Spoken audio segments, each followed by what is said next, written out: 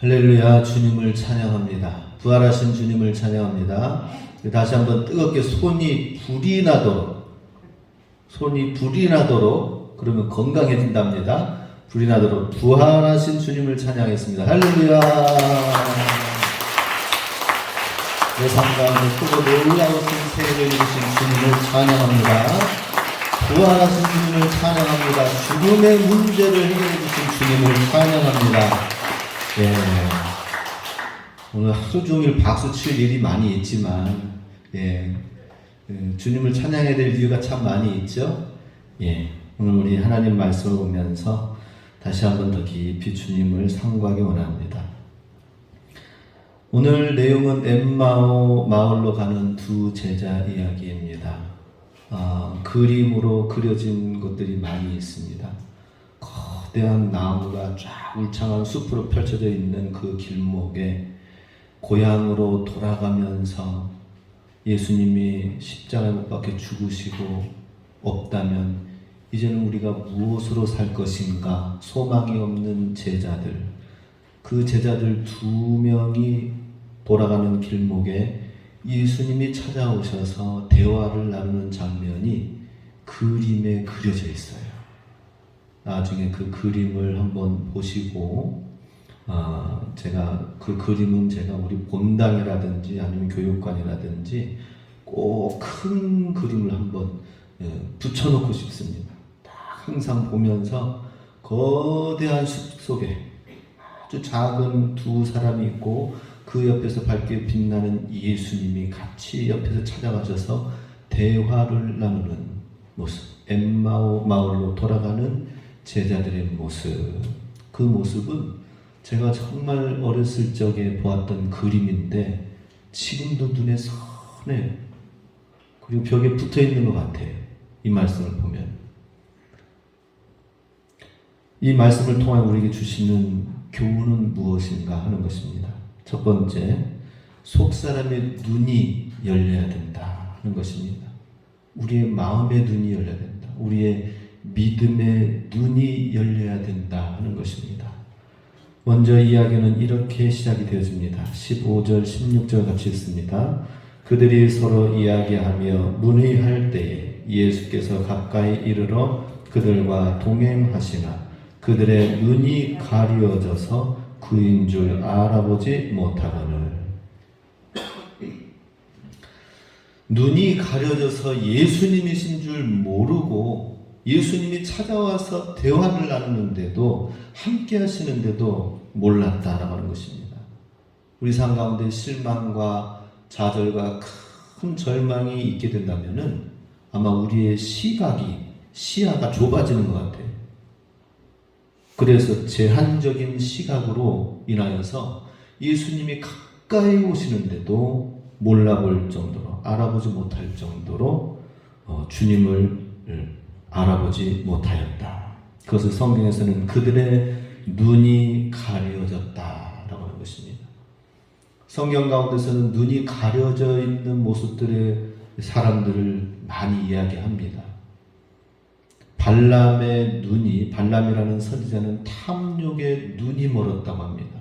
그래서 그 탐욕에 눈이 멀어서 이스라엘 백성들을 저주하는 것을 보게 됩니다. 물질 때문에. 결국에는 또 엘리사의 사환 게하시도 이 게하시가 어떻게 해서든지 이 아람 군대가 와서 엘리사 이 성읍을 다 에워싸가지고 무너뜨리려고 할 때에 수만 명이 성읍을 둘러싸였어요. 그러니 엘리사의 충성스러운 종 게하시가 무서워서 두려워 떨고 있습니다. 이것은 두려움에 눈이 멀어서 있을 때 엘리사가 무엇이라고 했습니까? 눈을 들어보라. 그 적들보다 더 사방으로 우겨싸여있는 불말과 불수레가 있는 것을 보지 못하느냐라고 하는 것입니다. 소돔과 고모라 성 사람들도 마찬가지입니다. 눈앞에 있는 출입문조차 찾지 못하면서 흑암 속에서 헤매이는 것을 보게 됩니다. 그것은 죄악의 눈이 멀어있기 때문에 소돔과 고모라 성 사람들이 이제 곧 수많은 하늘에서 불덩이가 떨어지면서 아마 화산재가 떨어졌는지 알 수는 없습니다. 곧 성읍이 멸망하는데도 불구하고 사람들이 혈안을 드립니다. 그 천사 둘을 잡으려고. 그렇지만은 흑암 가운데에 어두워서 더듬는 때에 이 롯의 자녀들이 함께 도망가고 결국엔 소돔과 고모라 성 사람들은 죄악의 눈에 가리워져서 어두워져서 멸망하게 되었다라고 하는 것입니다. 우리는 참으로 우리의 마음의 눈이 열려져야 됩니다. 우리 마음의 눈이 열리도록 하기 위해서 이 탐욕의 눈으로 가려진 것, 죄악의 눈으로 가려진 것, 우리 삶 가운데 두려움의 눈으로 가려져 있는 것을 열려지도록 해야 됩니다. 그러려면 우리 삶 속에 모든 생활하는 것 가운데에서 열려진 자세가 필요합니다. 열려진 생각, 열려진 마음을 가져야 됩니다. 아브라함은 믿음의 조상이죠.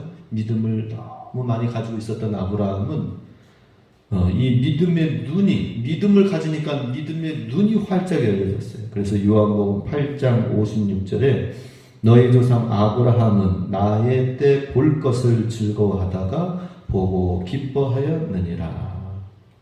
나의 때라고 하는 것은 이삭을 100세 아들 이삭을 100세에 낳았다고 하는 것이죠. 제가 올해 50입니다. 제 동기 친구가 여자 이제 신학과 동기 친구가 있는데 50이에요. 근데 남편은 59세예요. 나이가 좀 차이가 좀 있죠. 늦게 결혼을 했습니다.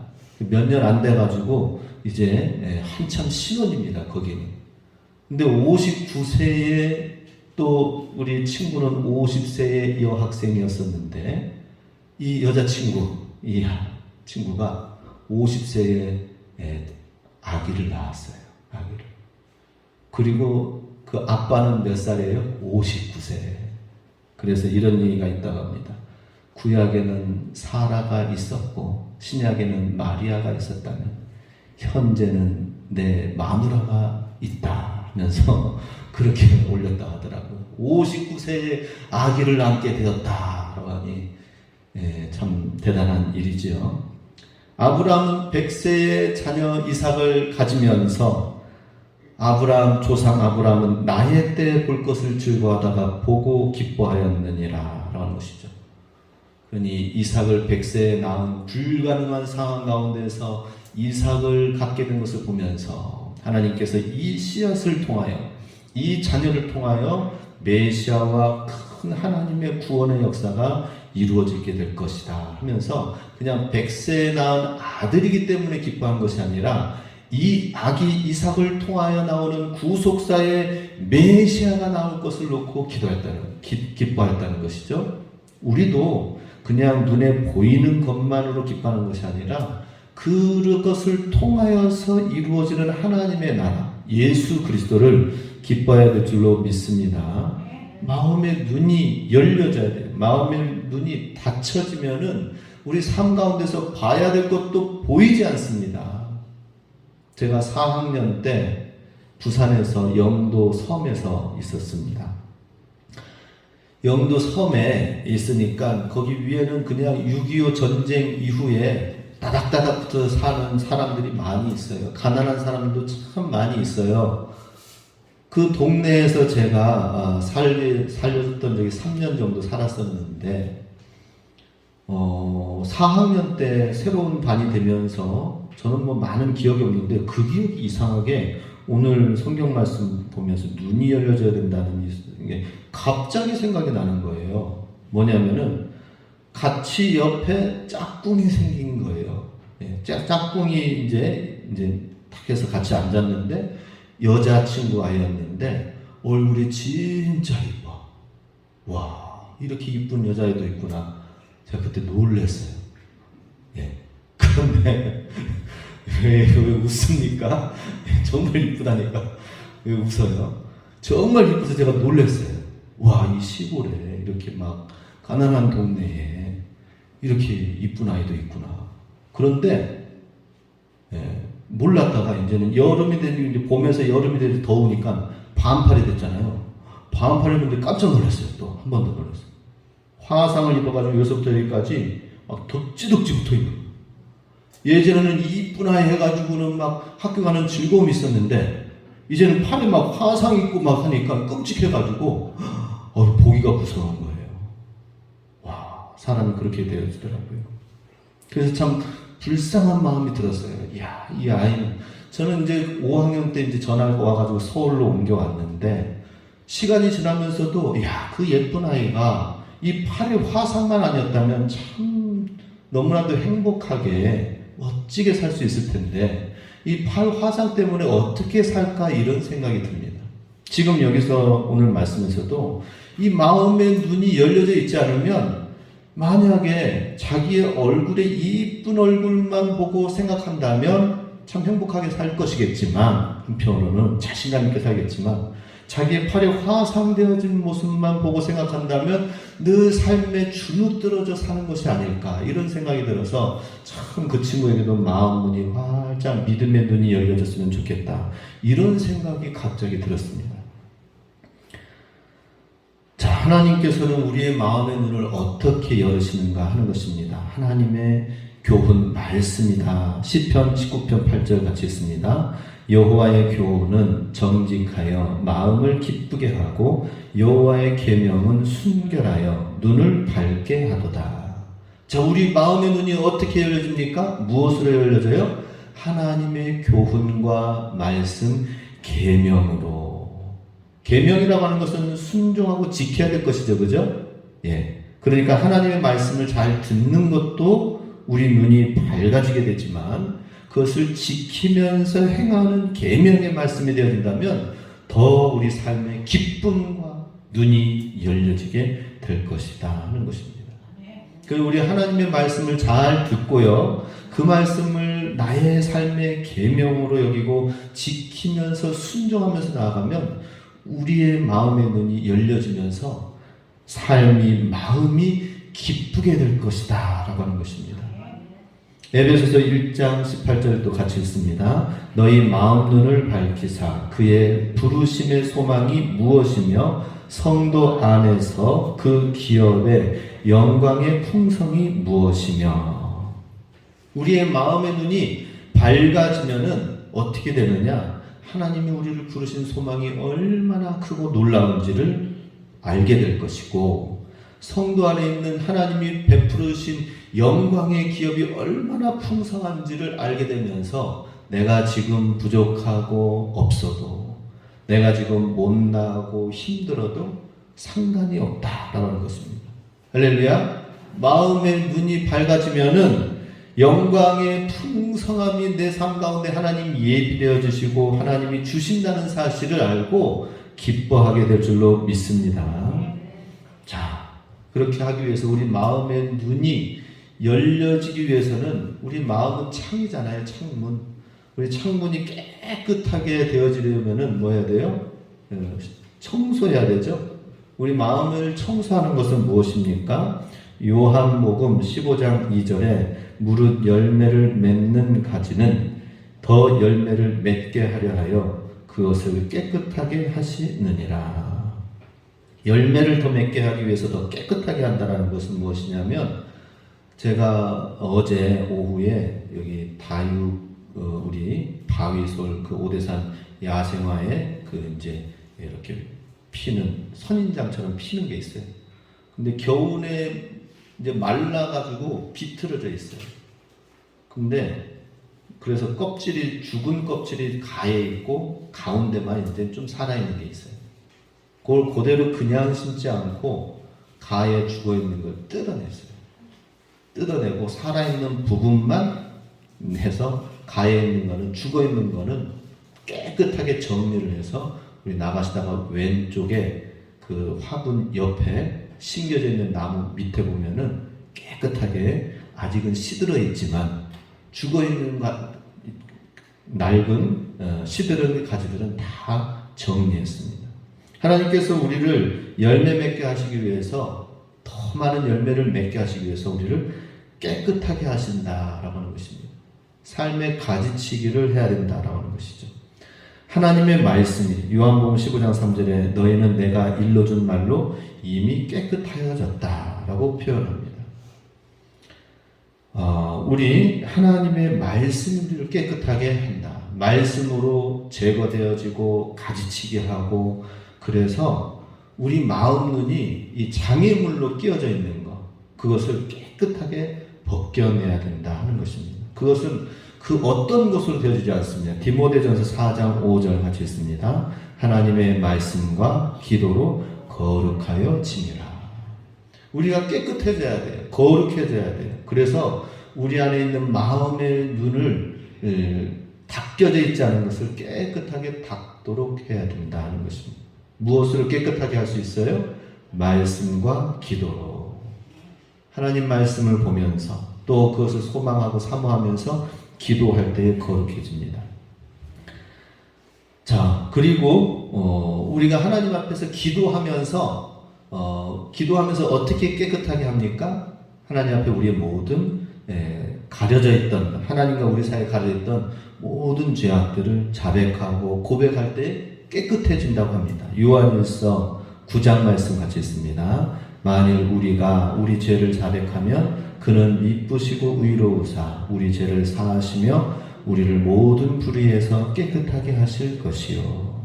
주님 앞에 우리의 죄를 자백하고 고백하면은 우리를 깨끗하게 해주신다라고 말씀하십니다.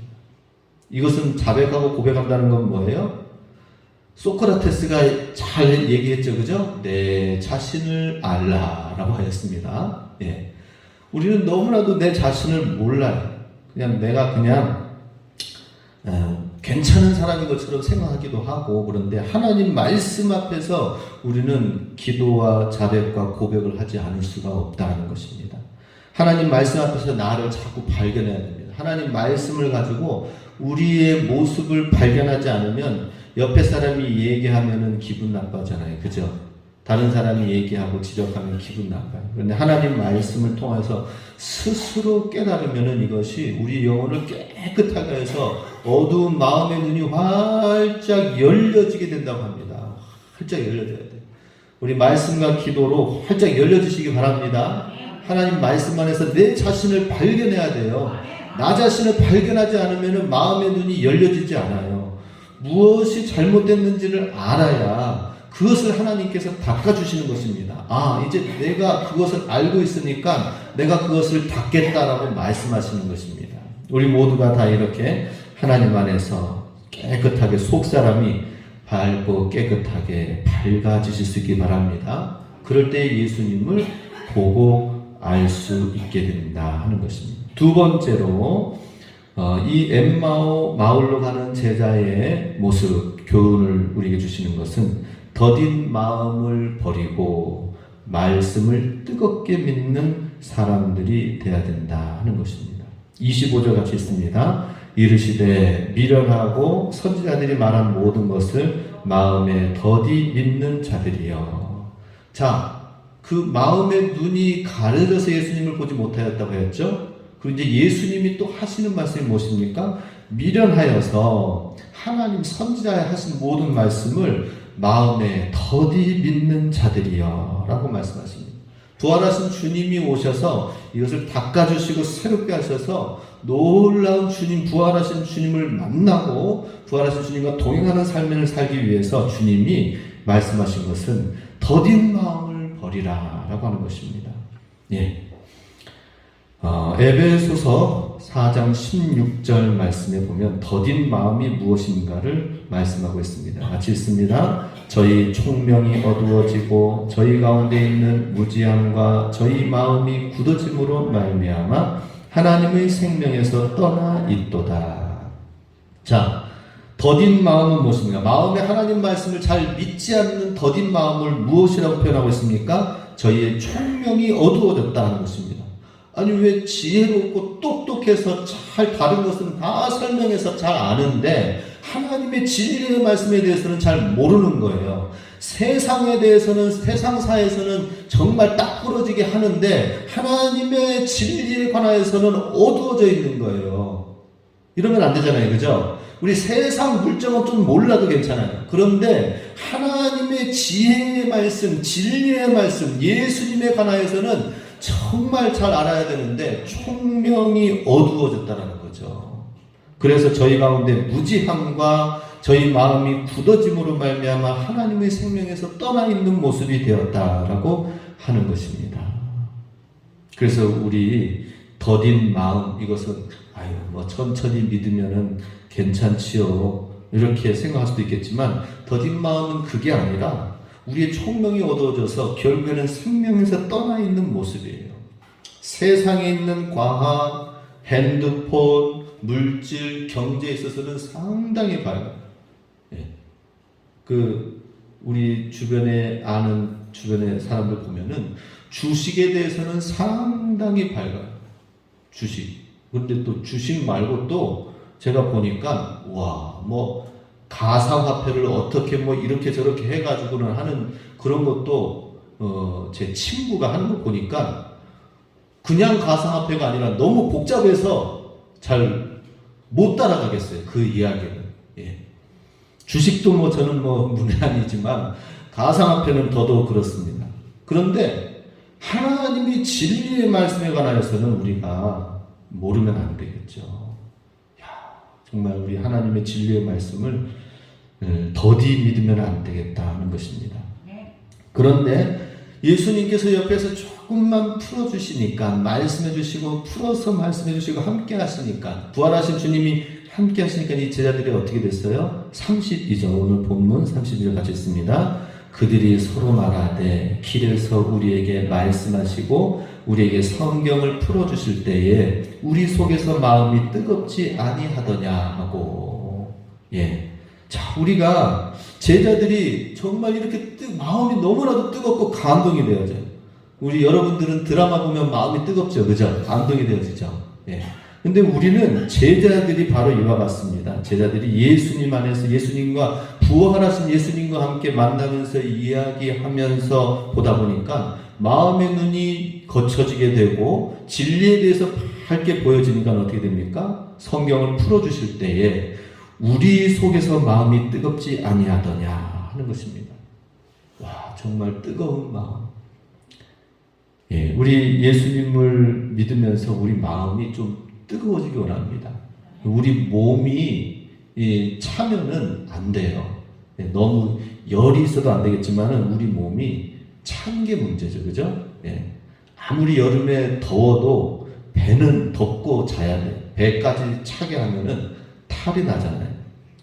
우리 예수님 안에서 뜨거워야 돼요. 우리 삶 가운데에서 우리 열정을 가지고 살아야 되는데, 우리가 일생에 살면서 한 번밖에 없는 인생, 열정을 불태워야 되겠죠. 그죠? 노세 젊은 노세 해야 되겠죠? 그렇지만은 않죠. 어떤 많은 사람들은 그 열정을 가지고 돈에 미쳐 있습니다. 돈에. 어떻게 쓰니 돈을 벌려고 하다 보니까는 건강을 잃어서라도 돈을 쫓아가는 거예요.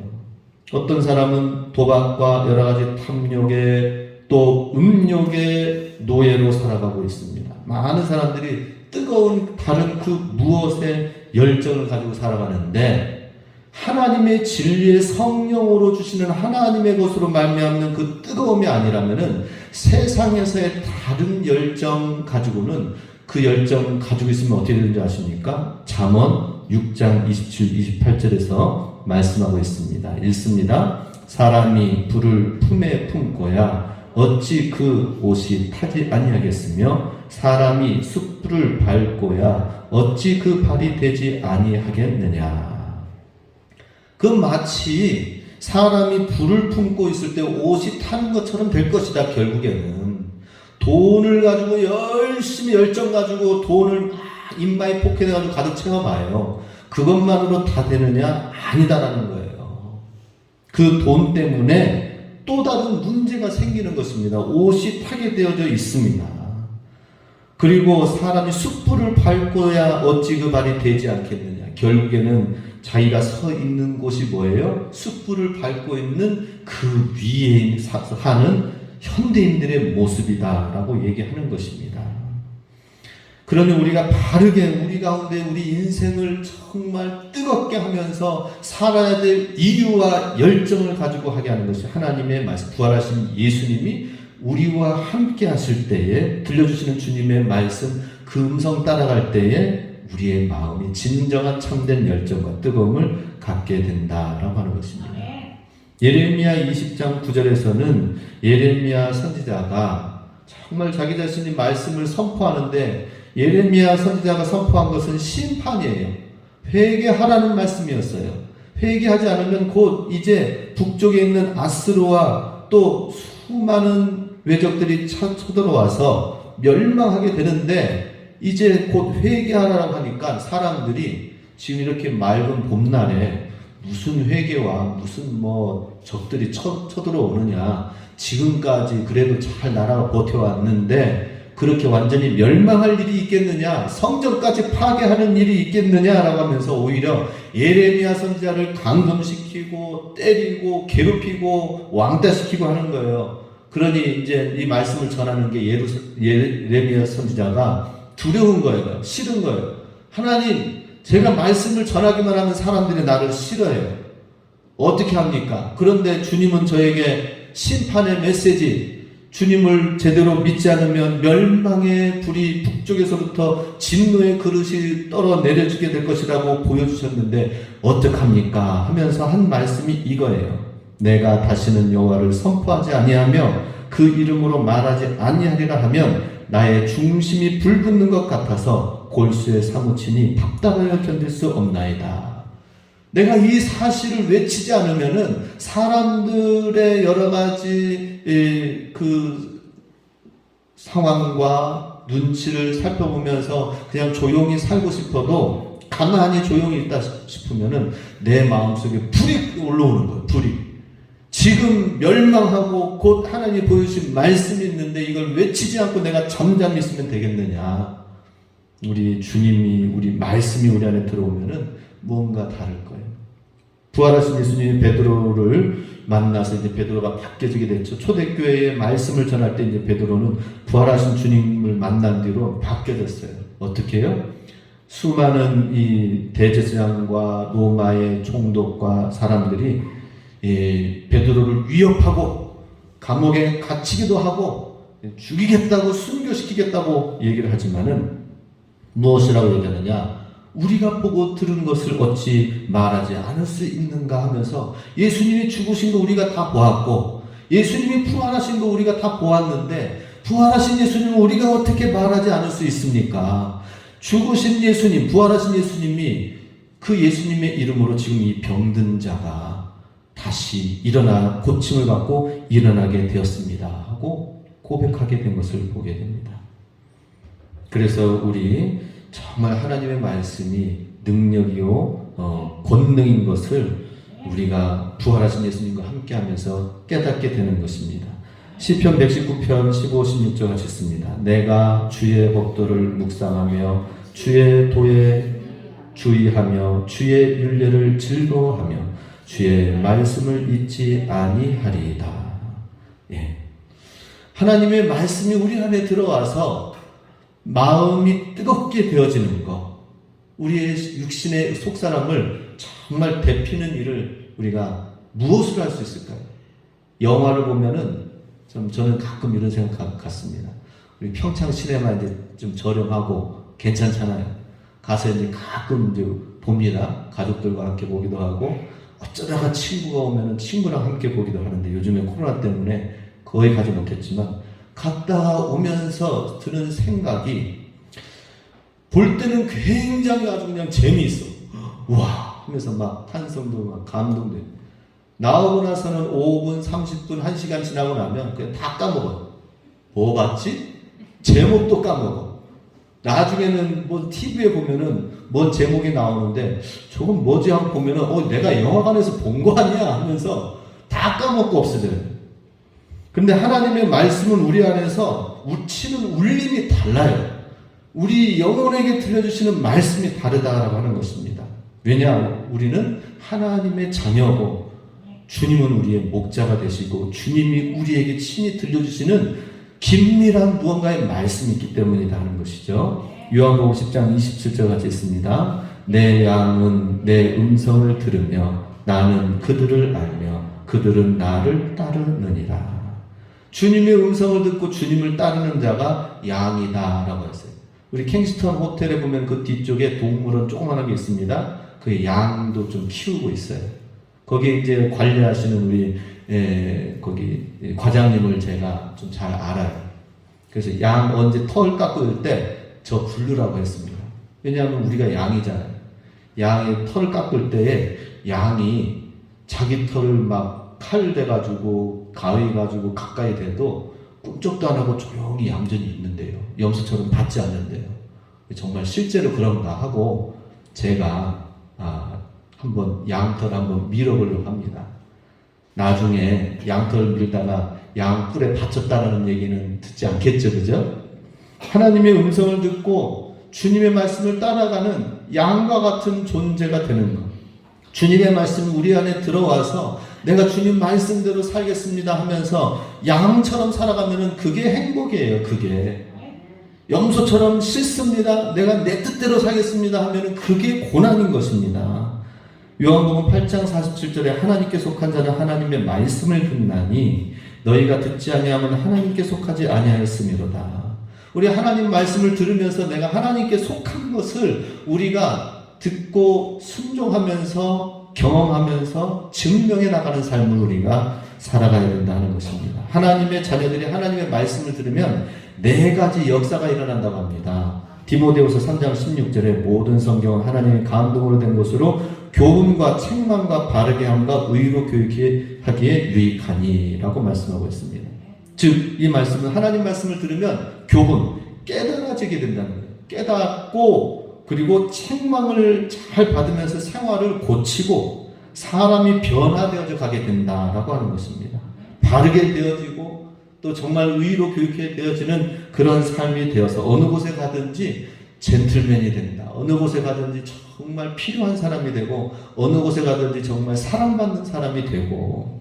근데 오늘날 많은 그리스도인들이 왜 개독교라고 하고 왜 욕을 먹습니까? 왜 교회 다니지 않는 사람들이 왜 교회 다니는 믿는 사람들을 나 예수님 믿지 않을래? 라고 하는 이유가 뭘까요? 예수님 믿는 교회 다니는 사람들에게 문제가 있기 때문에 그 모습을 보고 한다는 거예요. 그래서 우리 정말 주님을 믿되 주님을 잘 따르는 주님의 양이 될 수 있기 바랍니다. 주님의 양이 되면은 주님이 주시는 축복이 있는데 그 축복을 누리지 못하고 불순종하면 어떻게 되는가? 마음이 더디고 강팍하게 되어지면 히브리서 3장 17, 18절 같이 있습니다. 또 하나님이 40년 동안 누구에게 노하셨느냐? 그들에게 시체가 광야에 엎드러진 범죄한 자들에게가 아니냐? 또 하나님이 누구에게 맹세하사 그의 안식에 들어오지 못하리라 하셨느냐? 곧 순종하지 아니하던 자들에게가 아니냐? 순종하지 아니한 자들에게는 안식이 없다, 평안이 없다라고 하는 것입니다. 순종하지 아니하는 자들에게는 광야 같은 세상에서 엎드러지게 된다. 엎드러지게 되고 깨지고 부서지는 탕자 같은 존재가 된다는 것입니다. 우리 하나님의 말씀이 내 안에 들어와서 정말 나를 뜨겁게 달궈서 순종하는 사람이 될 수 있기 바랍니다. 마지막으로 이 엠마오 제자의 교훈은 예수님과 동행하는 기쁨의 하루를 소유한 사람들이 되라라고 하는 것입니다. 부활하신 예수님과 함께 동행하였을 때에 그들 가운데 어떤 일이 있었습니까? 방금 읽었던 것처럼 30절에 음식 잡수실 때 떡을 가져다 축사하시고 떼어 그들에게 주시니 그들의 눈이 밝아져 그인 줄 알아보더니 예수는 그들에게 보이지 아니하시는지라. 그들이 서로 말하되 길에서 우리에게 말씀하시고 성경 풀어주실 때에 우리 속 마음이 뜨겁지 아니하더냐라고 했습니다. 예수님과 함께 떡을 떼고 예수님과 함께 걷고 하였을 때에 너무나도 기쁜 하루였었어요. 그리고 다시 고향으로 낙향하여 가던 그 발걸음을 돌이켜서 예루살렘으로 돌아가는 거예요. 우리가 메시아를 보았다. 우리가 부활하신 주님을 보았다라고 간증하면서 다니는 거예요. 그 이유는 무엇입니까? 예수님, 부활하신 예수님과 함께한 기쁨의 하루를 경험하였기 때문이다 하는 것입니다. 제가 바라기는 우리 모든 성도들이 예수님을 믿되 예수님 때문에 행복했으면 좋겠어요. 할렐루야. 예수님 때문에 기쁨의 하루를 가지시기 원합니다.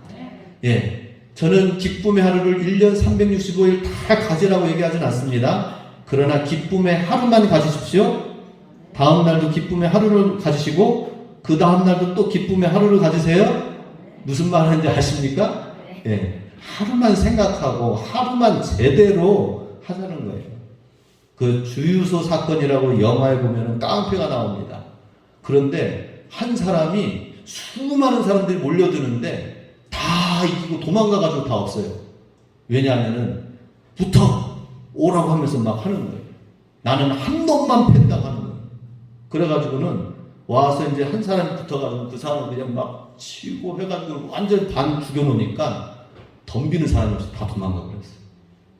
한 놈만 패시기 바랍니다. 좀 이상하네요. 네.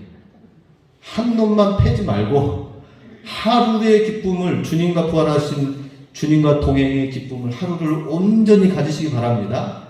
네. 일주일에 하루를 제대로 주님 앞에서 온전히 주님께 순종하고 주님으로 인하여 기뻐하고 예수님으로 인하여 충만한 하루를 살기를 힘쓰시기 바랍니다. 요한복음 15장 11절 말씀 같이 읽습니다. 내가 이것을 너희에게 이름은 내 기쁨이 너희 안에 있어 너희의 기쁨을 충만하게 하려 함이라. 그렇습니다. 우리 안에 예수님이 계심으로 인하여 주님이 주시는 큰 기쁨, 사망과 죽음까지도 깨트리신 그 부활하신 주님의 기쁨과 권능과 소망과 능력이 우리 안에 거하기를 원하신다 하는 것입니다. 언젠가 잠수함, 미국의 1960년에 건조한 핵잠수함 트레저가 있어요. 북극의 얼음도 막 깨트리면서 가면서 아주 튼튼하게 돼가지고 신기록 잠수 기록을 세웠습니다. 깊이 내려가도 아주 튼튼하게 잘 가는 거예요. 근데 이 트레저라는 이 핵잠수함이 너무 자만했어요. 더 깊은 데로 내려가서 가보자 했는데 내려가는 순간 완전히 찌그러져가지고 다 해서 철조가 요만큼만 남고 발견되었다고 합니다. 예, 너무 자만해버린 거예요. 더 깊은 곳으로 가려면은 그만큼 엄청난 압력을 이겨낼 수 있어야 되는데 잠수함이 너무 교만한 거였죠. 그래서 이제 더 깊은 아주 심해 깊은 곳으로 가려면 아주 그냥 막 철로 감싸져 있는 이런 곳으로 해가지고 한두 사람만 들어간 곳으로 해서 그 안에서도 복장을 제대로 갖춰가지고 들어가야 되는데 그렇게 들어간 탐색선이 있습니다. 해저 탐색선이 들어가서 수천 미터 들어가서 보니까 그렇게 중부장해가지고 들어가니까 밖에 보이는 광경이 뭐예요? 빛으로 딱 비추니까 물고기가 돌아다니는 거예요. 그 돌아다니는 물고기는 철갑상을 입은 그런 어떤 물고기인 줄 알았더니 아주 얇은 그 물고기가 흐느적거리면서 다니는 거예요. 그래가지고 과학자들이 연구를 했습니다. 어떻게 이러한 수많은 압력 가운데서 이 깊은 해저에서 견딜 수 있는가? 그러니 밖에 있는 그 깊은 압력과 속에 있는 그 몸 안에 있는 압력을 서로 맞춰가지고 다니는 거예요. 얘네들은. 그 압력이 맞춰져 있는 거예요. 마찬가지로 우리는 바로 예수님, 부활하신 예수님, 죽음까지도 깨뜨리신 예수님이 우리 안에 들어오시면 뭐예요? 세상에 어떤 압력과 풍파가 온다 하더라도 그걸 깨뜨리고 부활하신 예수님이 우리 안에 계신다면 할렐루야.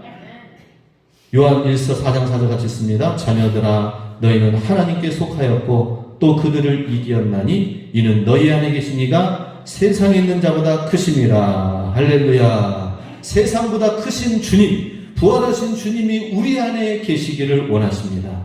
우리 안에 계시고 우리와 동행하실 때에 주님이 가장 기쁨의 하루를 온전한 기쁨의 충만함을 선물로 주신다 하는 것입니다. 우리 대부분 기쁨을 잃어버리는 이유가 무엇일까요? 세상의 풍파 때문에, 이겨내지 못하기 때문에 그렇습니다. 그 풍파, 깊은 심해에서도 살 수 있는 생물들은 뭐라고요?